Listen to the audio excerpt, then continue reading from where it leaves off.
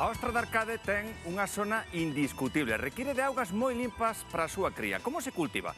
Metida nunhas xaulas, como as que viamos, a súa vez somerxidas en augas pouco profundas, duns 3 metros de calado. E sempre, atino cos niveis de temperatura, auga e salinidade.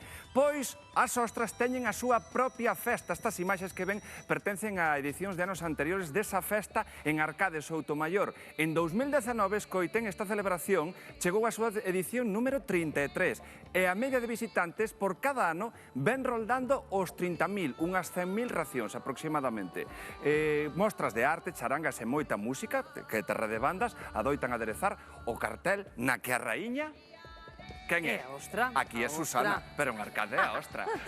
Moi boas, Emilio. Que tal? Cantas festas suspendidas, entre elas esta da ostra, que é das máis famosas de Galicia, por certo, suposto, desas citas culinarias indispensables e que nos, no Fun Polaire, tamén cubrimos nalgúnha ocasión para amosarlle a vostedes, festa da ostra de Arcade. Habería moitas espallando Galicia no mes de abril, pero nos queremos, xa avanzaba Nuria, tributarlle unha homenaxe a ela, a raíña, a ostra. Hoxe no Fun Polaire, Nuria.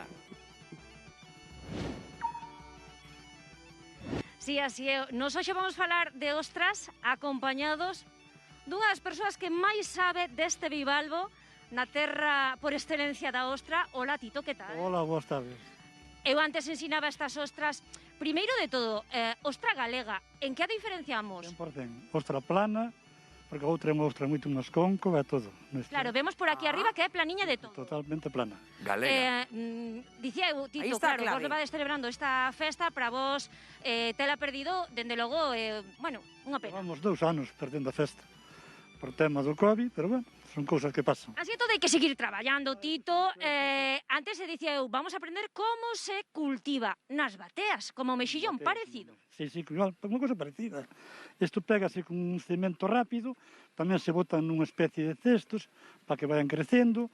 Bueno, hai 2 ou 3 fórmulas. Vamos a ir andando por aquí, por este peirao, porque está aparte, aproveitando que está unha tarde maravillosa. Está. Ali, cerquiña da Ponte de Rande, onde están esas bateas. Sí.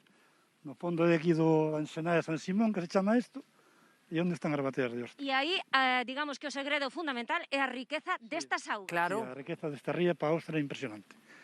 Pona moi bo de sabor, incluso o que é a comida da ostra. Así dá esas moi bo, ostras. moi bo. Xa por último, Tito, ti aínda che quedan ganas de comer ostras cando chegas a casa? Sí, por suposto.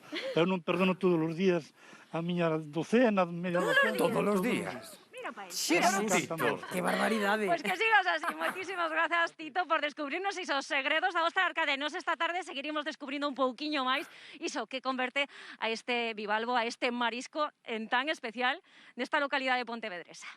Maravilla.